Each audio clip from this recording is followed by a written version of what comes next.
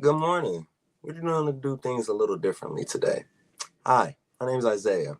I'm the guy that controls the buttons here on News and Motions, but you probably already knew that. But if this is your first time tuning in, first off, we just want to say thank you for tuning in and welcome you to News in Motion. If you're tuning in live with us here at 7:25 a.m. Today is Wednesday, June 19th, 2024. Happy Juneteenth, everyone. Happy Juneteenth.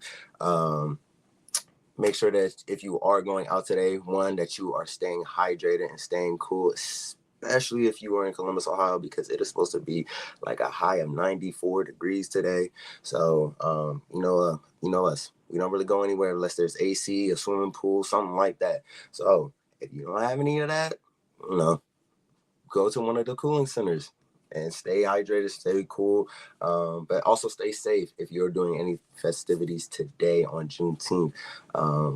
If this is also your first time tuning in with News in Motion, News in Motion is a news media outlet, with relevant commentary and call to actions. We also talk about voter registrations, and we also, coming up soon, have our young people takeovers. Don't forget to tune in next month for our young people takeover with myself and our high school ambassador, Miss Lexi Williams. We can be found on LinkedIn, YouTube, or any audio or podcast platforms. As y'all are coming into the chat, let us know what you're looking forward to doing today for Juneteenth, or if you're just gonna relax. Ain't nothing wrong with that. We do a lot. Ain't nothing wrong with taking a time off, taking some days off. Just relaxing, just unwinding a little bit. Just enjoying nature. But before we get started, we also have a special guest with us today for What to Know Wednesday. We have Miss Heidi De La Cruz. I hope I was saying her name correctly, but we have her as a special guest today, so make sure that you are grabbing your paper, grabbing your pen, inviting a friend, let them know that you're tuning into News in Motion, and tell them to tune in to What to Know Wednesday. So before we get started, a few shout outs to our viewers. Good morning to you, Miss Deborah Johnson. Good morning, Miss Regina Shorts. Good morning, Miss Shirley Nicholson. And good morning, Miss Adrian, all tuning in through YouTube. And good morning to Ms. Vergi, who just came into the chat as well. So like I said, we're going to do things a little differently today. So instead of the regular intro, we got a special intro just for Juneteenth. Stay tuned.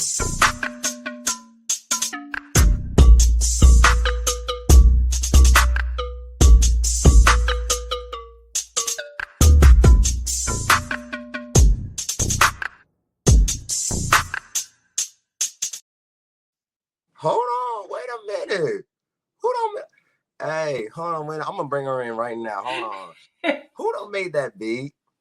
I did all of that myself last night. I wanted something different, so I put something together. I have just a little skill. So Auntie, let me find out you on par with Dr. Dre or Metro Boomin. Let me find you out here. I was just having some fun, so.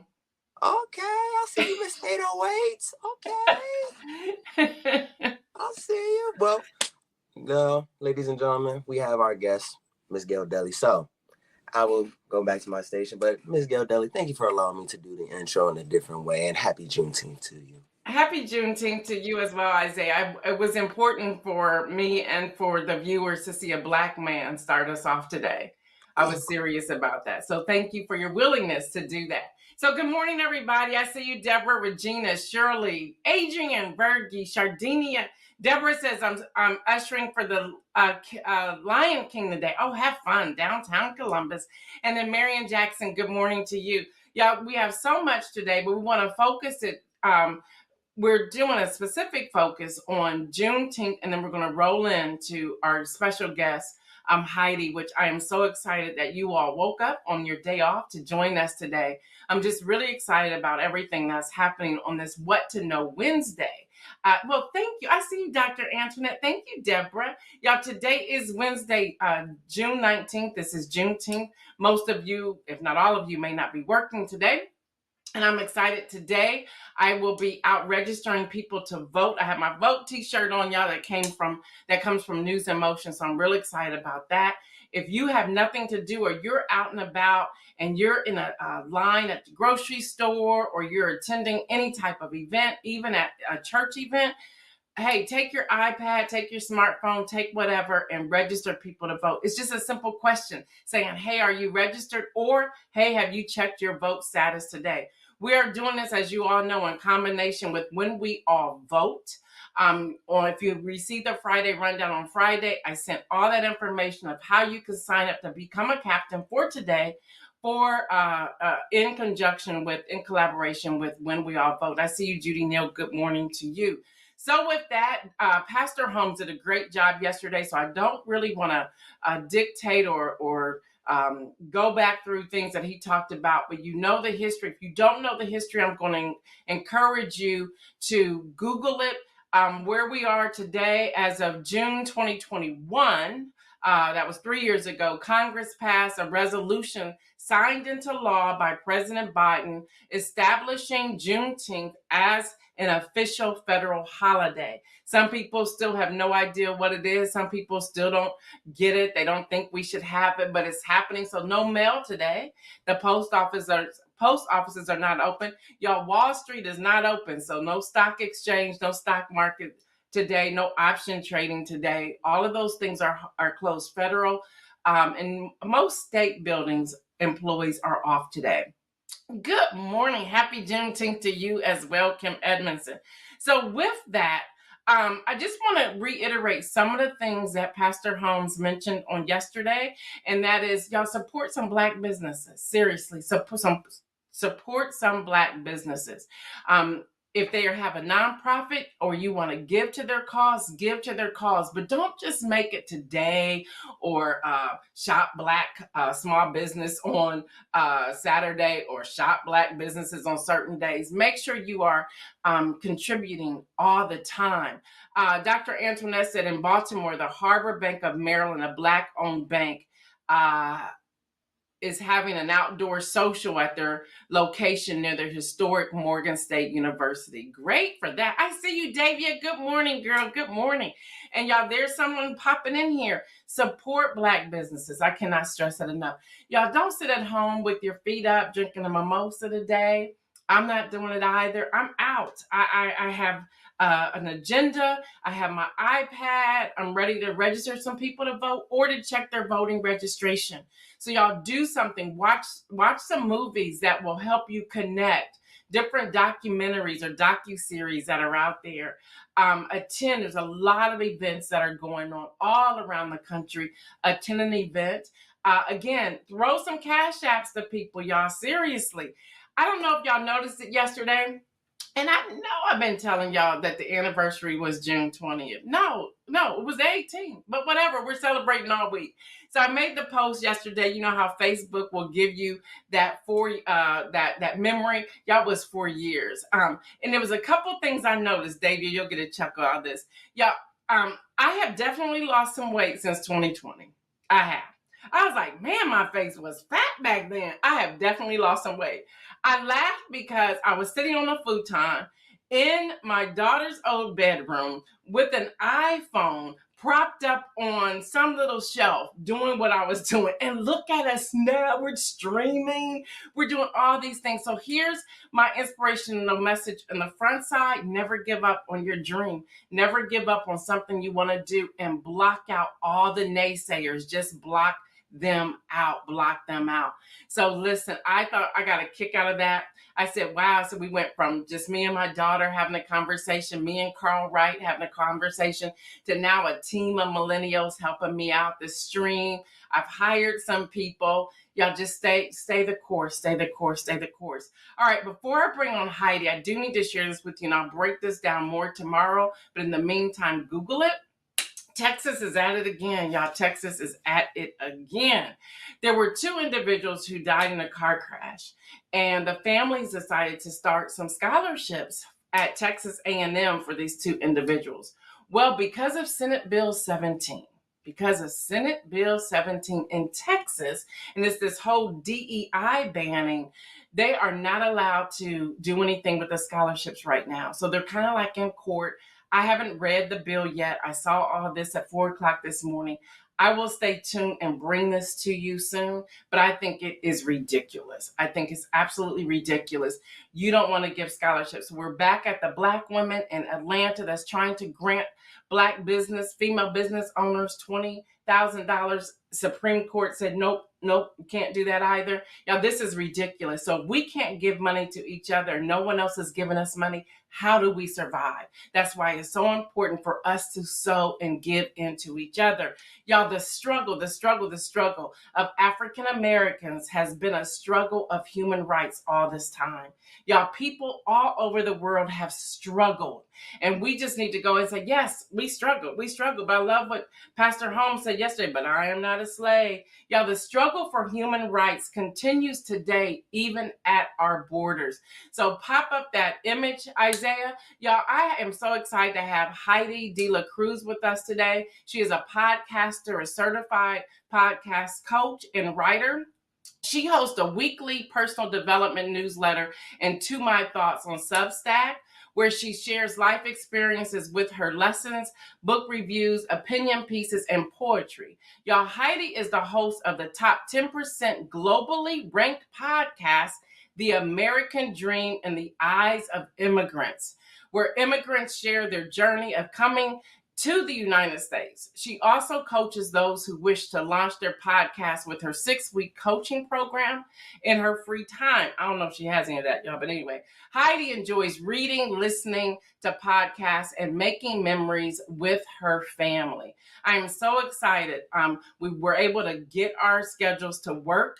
And it was interesting, y'all, because I was trying to figure out, how do I go from Juneteenth to immigrants? And immediately I said, the struggle for human rights continues today at the borders, because African American struggles, y'all, it's also a human rights struggle. So come on in here, Heidi. Let's have a conversation. I'm so excited that you're with me today. Good morning. Good morning. Thank you so much for that amazing introduction, and funny that I don't have any free time. You have not. I was like, free time. Okay, right. Oh man, but thank you But so you much just for came having back me. from vacation, although it I was a did. teaching thing. So I did learn a lot in Puerto Rico. I learned a lot about the ancestors and where Puerto Rico actually got its name. It was amazing. It was such amazing to learn about the history. Well, I was looking at some of your pictures and I was like, I want to be there. It's beautiful. It's beautiful. And even, Puerto Rico, that's a whole different story there, because they have their own struggle, part of the US territory, but the United States, unfortunately, doesn't act like it is part of its territory. So that's a whole different, they have their own human rights issues that is going on. For example, like when I landed, my friend was telling me there's no lights. And I was like, what do you mean there's no electricity? And it's just something that has continually happened since Hurricane Maria, and there's still no solution for it. And we haven't done anything to help our US territory. So they will have electricity, and people are still dying because they need, they're on machines and things like that. And if there's no electricity, then the health issues happen. But sorry, now I just went on a whole. No, but I'm glad you shared that, because I believe it's all connected. Yes. And if we're not paying attention to other places, then we're not paying attention at home. And sometimes we get so narrow-minded in our thinking that we think it's all about us. But there's people all over in what I call God's creation who are suffering. Amen. And we're just turning a blind eye to it. Yeah. So thank you for raising that. Yeah. Well, here at home, talking about what's happening here at home, we got a lot of shenanigans, and people are saying good morning, Heidi. It's Heidy. It's a Y, but it's all good. It's all good. Heidi. But anyway, audience, please talk back if you are driving. You keep your eyes on the road, but everyone else, please talk back. If you have questions, put the questions in here as well. So Heidi, I want to talk about the latest. This came out yesterday. And Associated Press were the main ones who really brought this to light yesterday. 500,000 immigrants could get U.S. citizenship under Biden's new plan. So the White House announced this big thing on yesterday. Will allow certain spouses of U.S. citizens without legal status to apply for permanent residency and eventually citizenship. The move could affect upwards of 500,000 immigrants, according to senior administration officials. Now, they say to qualify, an immigrant must have lived in the United States for 10 years as of Monday and be married to a U.S. citizen. Well, what are your thoughts on all of that? And what's going to be the pushback, you think, from the other side? And I'm talking nonpartisan here, but there's going to be some give and take. So can you please speak to that? And then we'll go backwards into everything else that's happening and all those documents I sent you. Yeah. So, keeping the family together, which I find is very important.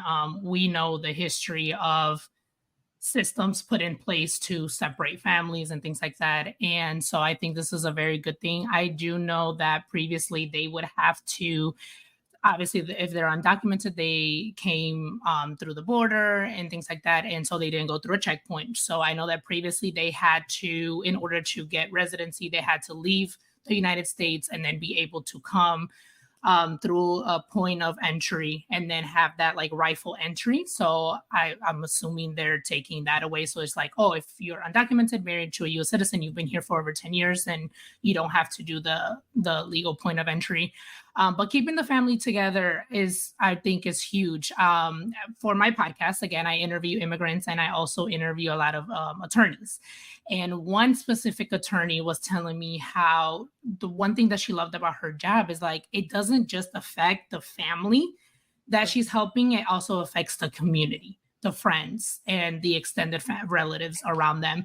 Because unfortunately, we know there's a lot of misinformation out there. And so when someone is undocumented, their family knows, and usually their friends know, right? And so if they are able to find, get help with an attorney, then other family and other people knows like, hey, this attorney is legit. They're not going to steal your money. They actually help and things like that, and helps keep the family together.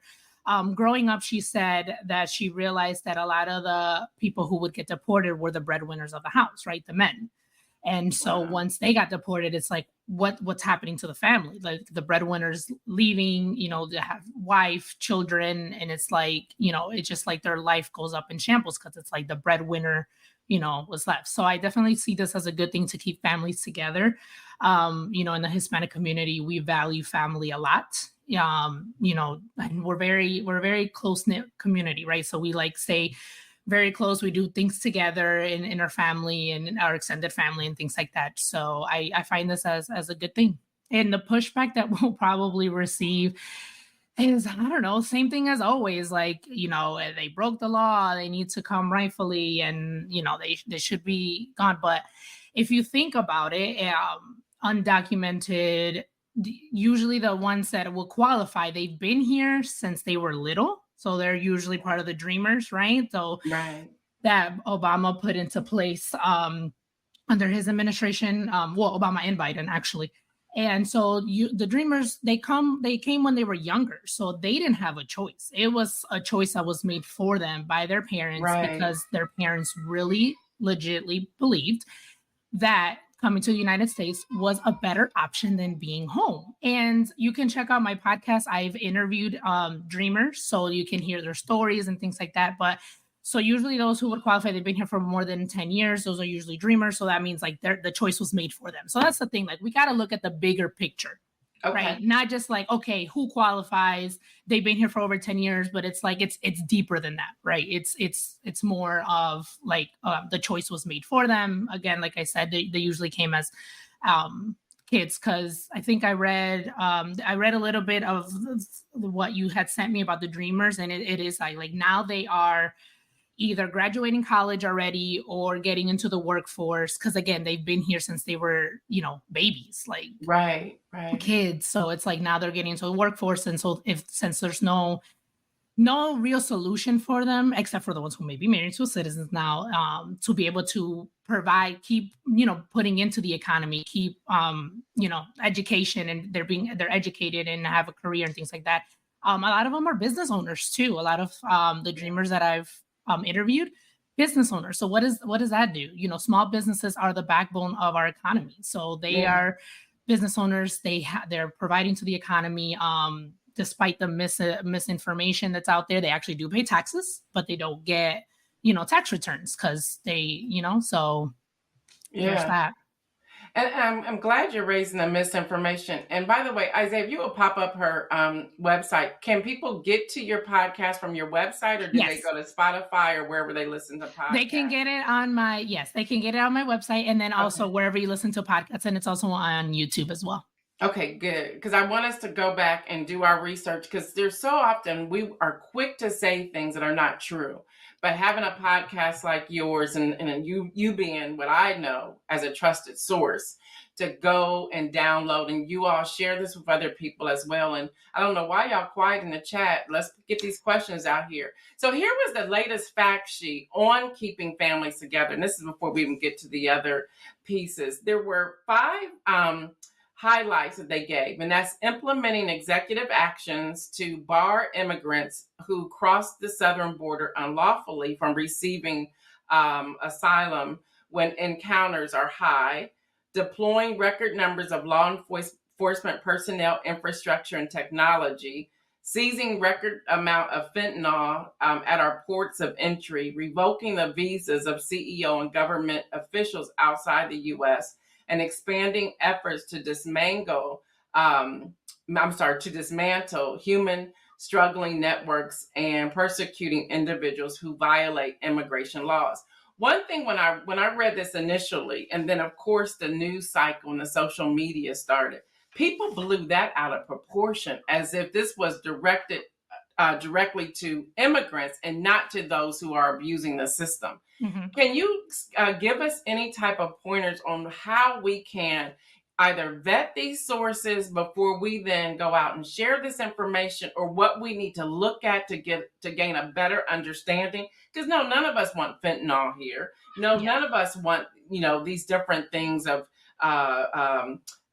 southern border fights and all of that, where they violate. But it's not the people it's not those who are trying to cross who's doing it. It's other people. So can you speak to us about that, please? Yes. So unfortunately, there is a whole network for people who are trying to cross, and obviously there's always good and bad people, right? So the bad people, so like the cartel and the coyotes, they take advantage of this and they do try to smuggle people in and things like that. Now, I will say the whole fentanyl thing, the misconception with that is that those who are crossing illegally are the ones who are bringing in the fentanyl, and sources in data has shown that it's actually U.S. citizens who bring in the fentanyl. They hide it. I saw this documentary. I think it was CNN, but I'm not sure. But it was like they were stopping people, citizens. They were crossing the border, and then they had to the officers could tell when something was up. So they would stop, and then they caught a few girls who were bringing in their bras, just in their bras. Again, U.S. citizen. So data shows that it's U.S. citizens who are crossing through point of entry who usually bring in the fentanyl. To me, how we can crack that down is not having the demand for fentanyl. Why? It's just like the U.S. is a high consumer of illegal drugs, unfortunately. So if there isn't a demand, then there wouldn't be supply, right? And so to me, that just goes back into, more mental health, more resources for mental health, or access to mental health, and then obviously more resources and accesses for rehabilitation, right? For rehab. Because when people get, caught with drugs and things like that, or are addicted, they commit crimes, but then where do we send them? We send them to prison. Prison here is a for-profit corporation, and it's not made for rehab, right? So it's a lot deeper than what people make it seem. And so the implementation to executive actions to bar immigrants who cross our southern borders unlawfully from receiving asylum when encounters are high. So my thing with that is there's always been consequences for people who cross illegally. Always. That's never been an issue. Like if people cross the border illegally, they get caught, deportation. That's always been a thing.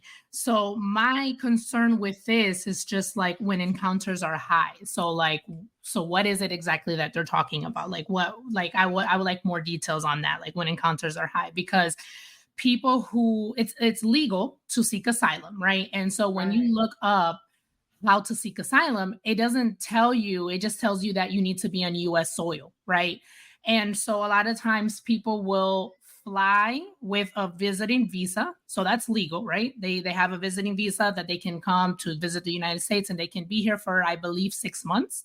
So they can't stay longer than 6 months. But a lot of people do overstay, and then they try to seek asylum. So once they overstay their visa, then they become undocumented. But they came legally, because they came with their visa. Right. It's just different ways of like milking the system. So there's that. And then the people who are at the southern border, a lot of them do actually go to the point of entry. But our system is so backed up because we don't have enough immigration attorneys. We don't have enough immigration judges to review the cases in a timely manner. So that's the complexity in the with our system right now, with our immigration system. It's just how backlogged it is because we don't have all the people in place to be able to process these cases timely. So, for example, I know a family who has been waiting. They're up to almost 10 years to hear their case for asylum, right? And so they received a letter, I believe, last year, their first letter that they received in regards to their case, and they've been here for almost 10 years.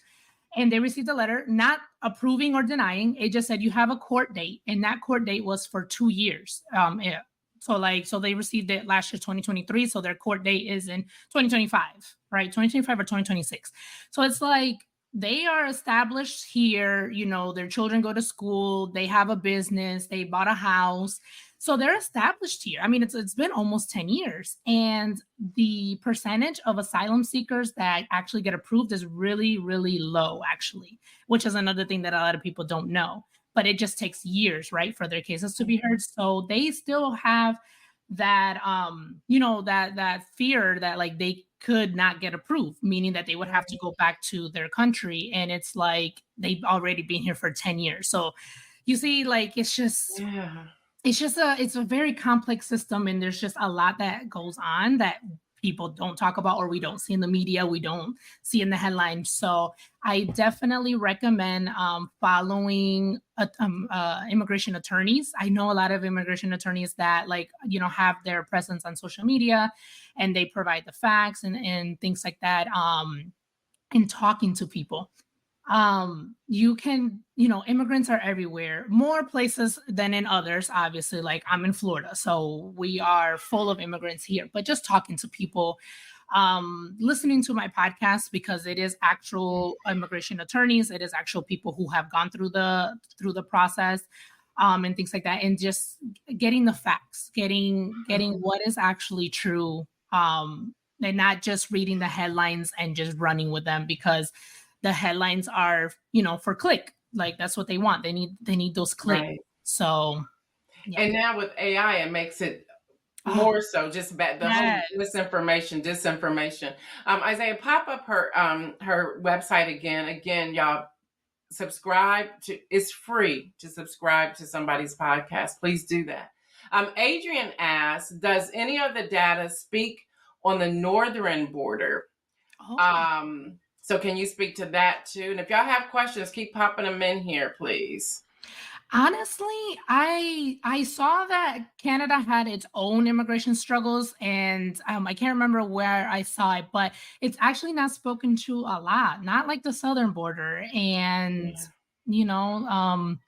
so I don't have much to say about that, but I did see an article that Canada has its own immigration struggles. Like there's people, coming from all over the world to Canada. It's not just the United States that has immigration struggles. Right. So it's not spoken to as much as the southern border. And so if I can go just a little deeper in some of this, and again, thank you. Even what you shared already is like eye-opening. What do we need to do when we're trying to, let's say we're at a town hall meeting. Let me put an illustration on here. We're at a town hall meeting, and the conversation of immigration or undocumented immigrants or migrants come up. But we know that that's not necessarily the truth. How best should we engage in a conversation with someone who appears to have somewhat of an open mind who's willing to listen. We realize that there's some who are closed minded, they're not going to listen to us, but someone who may be willing to have the conversation with us. How do we approach it? How do we share it? Where do we start? Is there one thing we should start with and work out, or can you please speak to that? Yeah, just like anything else, just have a conversation, try to stay calm because I know with human rights issues we can get very emotional because we care, right? And yeah, so just try to stay calm, try to ask open-ended questions. If something doesn't feel right at what they're saying, it's like, okay, so where did this come from? Where did you hear this from? Have you spoken to someone who has gone through that? Things like that. Just try to get valuable sources with that. And yeah, just I think staying calm is the biggest thing because it can easily just get into an argument, which we don't want. We want to be able to have respectful conversation and listen. Because a lot of unfortunately with immigration, what's used a lot is the fear, right? The fear, like we Right. need to fear these people, they're not good and things like that. But if we really, really think about it and we have to look at the bigger picture. It's like, why would someone want to leave their country, their culture, their food, their family to start over from literally nothing in another country? Like why would anybody want to do that? And we really have to look at what country they're coming from, what is going on in their country. And honestly, what did the US had to do with the situation in that country? Because a lot of times in history, the US meddles in these countries and then they like throw their hands back and it's like, oh, we don't know why that's happening. But they meddle and they cause a lot of this. So definitely just staying calm, try to keep an open mind and just like everything, like with the human rights, like you said earlier, is like these are people made in the image of God. We are Right. all made in the image of God. We are all having some sort of struggle. Everybody's struggling with something. Everybody's trying to fight for something. So it's just being able to listen, have conversations like this. Like for example, today's Juneteenth, and we are talking. We highlighted Juneteenth, but we're also talking about another struggle, another immigration struggle, Yeah. another human rights struggle, and I believe there is we can be allies for different struggles. Yeah. So again, thank you for this opportunity to be able to highlight this and talk about this, and I hope that people would just be curious Yeah. and find more information and see what actually is going on. Yeah, I want to get to Kim Edmondson, and then I have a couple more things. Thank you so much, and I hear your babies in the background. I'm loving it. Oh. I'm like, they're up, they're up. I love it. I love to hear the sound of young people because it tells me there's a generation that's out here that's going to be more powerful than those of Yes. us who are here now. Kim said, "If this country was built on immigration, how did we get into this backlog process?" Great question, Good question. It goes back through the history of the United States, which I actually want to write a book about. It's all the different laws, policies, and executive orders that they've put into place throughout the years. And honestly, it's always targeted a specific type of immigrant. So like it used to be, people from Europe, from certain parts of Europe. There's been laws put into place, to target Chinese, Japanese, and things like Kim. that. And so with the different laws and processes that have been put into place, I actually learned this from one of the attorneys that I interviewed on my podcast. It's actually episode 8. It was right in the very beginning. And he explained to me that also remember like the family that I had spoken to about earlier, that it's been over almost 10 years, right, Right, since they've right. applied. So he explained to me that, it's 2024, let's say, and a family comes and seeks asylum in 2024, and we're in an election year, so the administration changes, right, and they change a law or a policy, and that Yeah, may make the application that they put in yeah, 2024 not valid anymore. yeah, And again, this cases could be heard, years down the line, but since the policies or the laws change, it's no longer valid. So yeah. that's one of the issues of the backlog. It's just the changes back and forth. Like for example, even these two executive orders that the Biden administration, like 2 weeks ago, it was like, oh, okay, we're gonna, bar and do this. And then yesterday it's like, oh, we're gonna keep families together. Yep. I'm like, this is whiplash. Like, what is going on? I agree And with so, because they kind of like canceled out each other. yes. I So was like, it's what just happened? what are we doing here? Like, are you helping us or are you not helping? Like, come on, like, what is it? So that's what's happened with the backlog. And then also, again, think about what has happened, let's say in the last 10 years. Venezuela is now in a humanitarian crisis where people can't really live there. We had the pandemic, and that affected the whole world. So that affected the economy worldwide.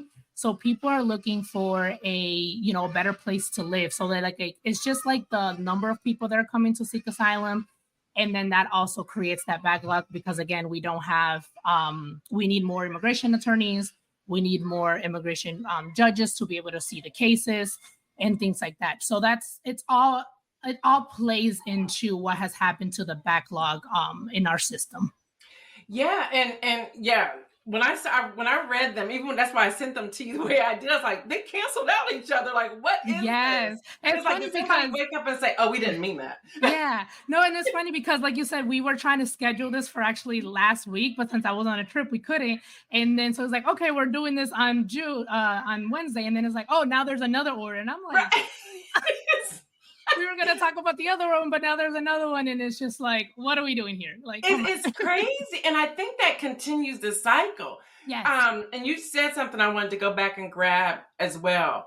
There's so many attorneys now, and some just graduated again this past month or so. yeah. Do they stay away from what and after talking with their attorney friends and people do they stay away from this type of work because of the work and because of just the frustration that comes along with it? Or is it that they're not being granted these positions to be able to do this work? I know there's Legal Aid Society, there's different nonprofit organizations, but even again, you get to the courtroom, you have a totally different judge. So do you think there's just this thing, they're like, I'm done, I'm fed up, so I'm moving on? Oh, and what can we do to encourage more people currently in school that's about to take the bar to look at this work because it will make a difference? Yeah, so I was actually thinking myself to being an immigration attorney. And so I went through the process of figuring out like how do you get into law school and things like that. And we know it's not easy. You have to have a bachelor's degree, and then you go into the law, try to take the LSAT. So you take a test before you get into law school, and depending on how you do on the LSAT, depends if you get in. And then once you go to law school, the thing is that with law school, like you can't say like, oh, I'm going to be an immigration attorney, so I'm only going to study immigration law. No, when you go to law school, they teach you all laws, right? And then from there you can choose which way you go. So let's say, for example, like for me, like I say, oh, I want to be an immigration attorney, like this is what I'm set to do.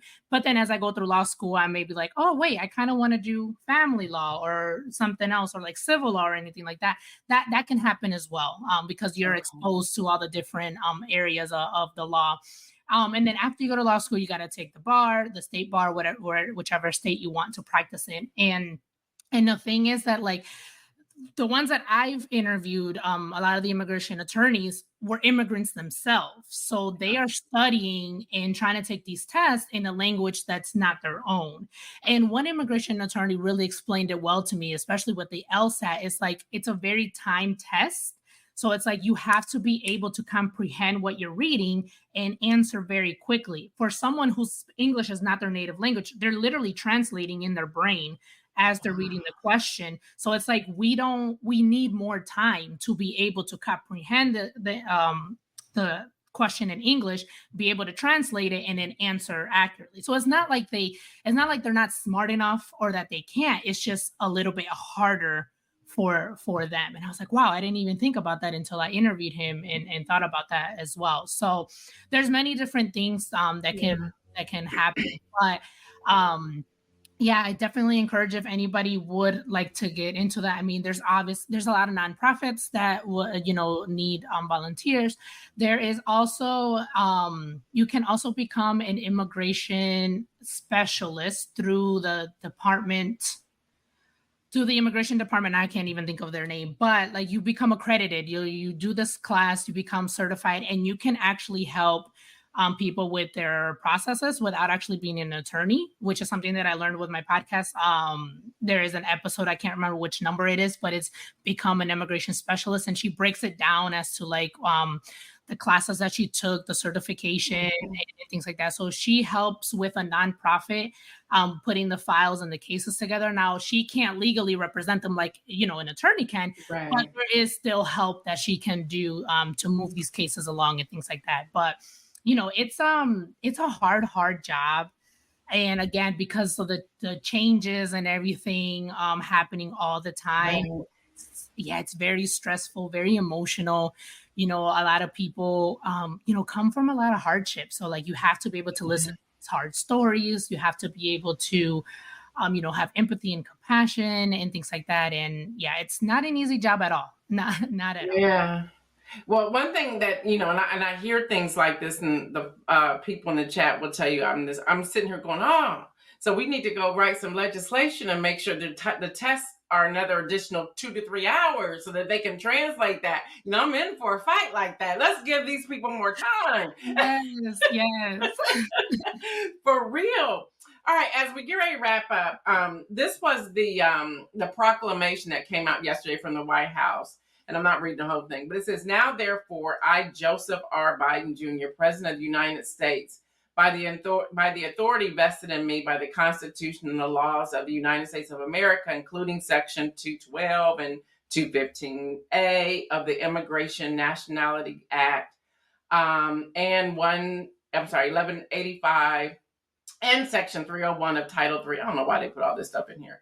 But anyway, he goes on and says, hereby find that absent the measure set forth in this proclamation, the entry into the United States of persons described in Section 1 of this proclamation under circumstances described by Section 2. He goes on and on and on. So I just really want to grab one of these. Under Section 2, it talks about the suspension and limitation on entry. And in that, it says the Secretary of Homeland Security shall monitor the number of daily encounters and subject to subjection of this section. A lot of legal language. And it says, notwithstanding a factual determination made under subsection, and they go through more language. And it says, for the purpose of subsection, oh my gosh, this is so crazy, of this section, unaccompanied children, that's where I want to get to.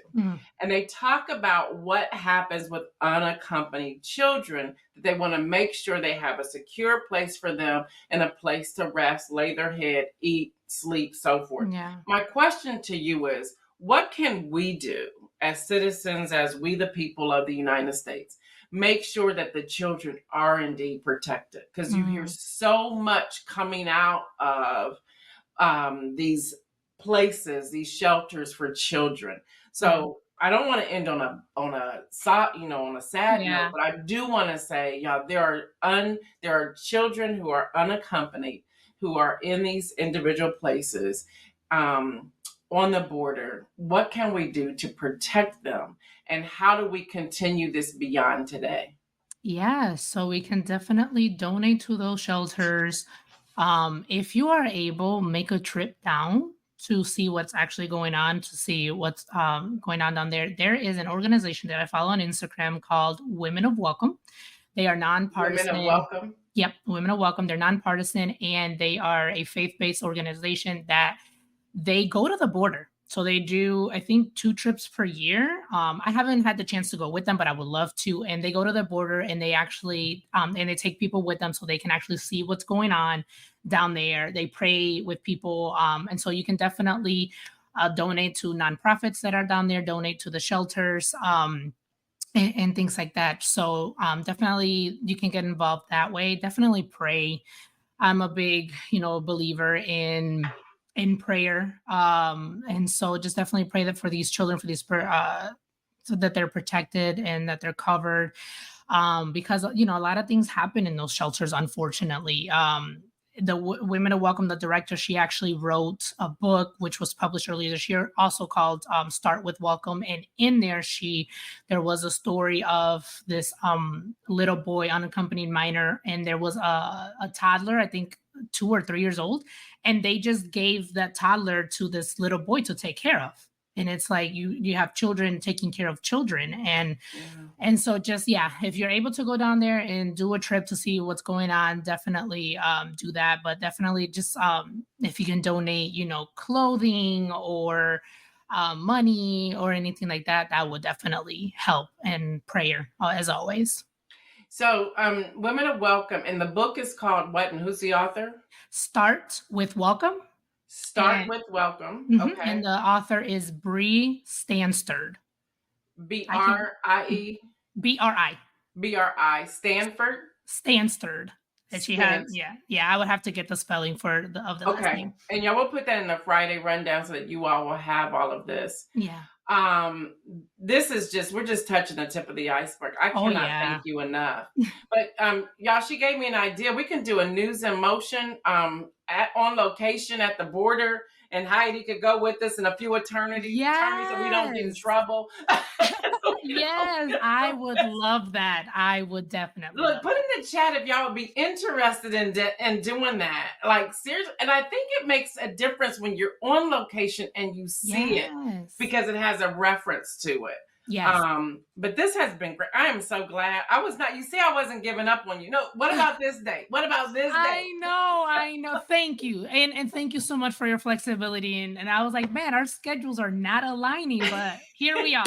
Thank God. Here we are. I'm so happy. Because, you know, I came back to you and said, wait a minute, school's over. Can you do this day? Yes. Yes. This has been so enlightening. And I believe the chat was quiet because they were listening. I was seeing how many people were coming in through the podcast through the audio site as well. And there's up to 300 and something. So people were jumping in here. So Kim says she would like to take the trip. Deborah says she would like to go. Look, 2 or 3 gather. 1, 2, 3, 4. There's 4 of us right there. I'm sure Isaiah would want to go because he has to come anyway and see what's happening. But I cannot thank you enough. Thank you for the opportunity, for the platform to be able to share about another struggle that's going on.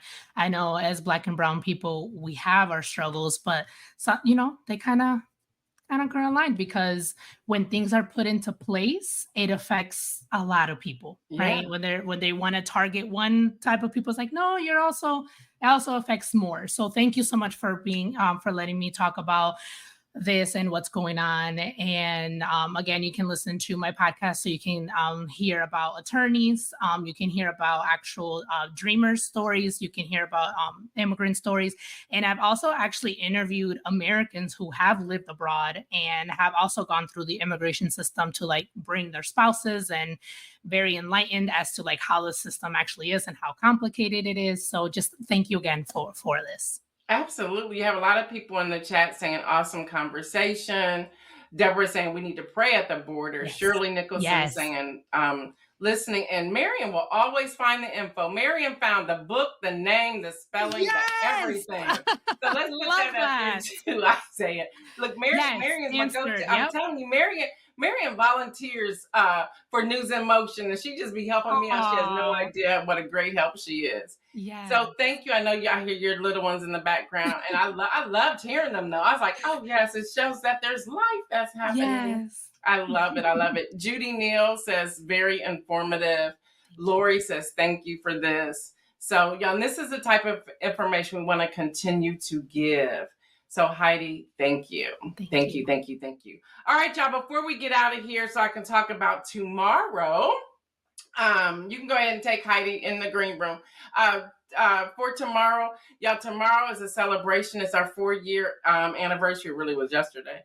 But it's a celebration. We're going to have a good time. I'm going to recap a lot of what's been happening right here on News in Motion.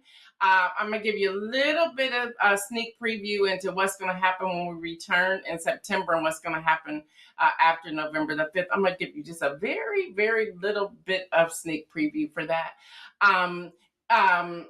I understand that my child has been asking if any of you have like a tagline or something you want to share, to send those emails. I have no idea what that is, but make sure if she reached out to you, I'll make sure you send those emails as soon as possible. She's asking for. Y'all, there's just a lot that's going on, and I'm so glad you all joined us today. So if there has to be a part 2 of an inspirational message, that is, think beyond yourself, because there's so many people out here dealing with the struggle. Yes, we all have our individual struggles, but there are people who are in dire need of our assistance. So if we would just get that, if we would tap into the access that has been given to us and the authority that we have, we will be able to intentionally help other people and make sure we're building up and lifting up others. We also have to continue to give the truth. Y'all, stop the spin, stop the spin. If you see something, read it, vet it, find it, fact check it, and then share it. But realize that we're not in this struggle alone, but there are other people who are in the struggle deeper than ourselves. All right, y'all, until tomorrow, I am Gail Dudley. This has been News in Motion. You know what I say, everyone. Stay well, and remember to make a bold move. We're out.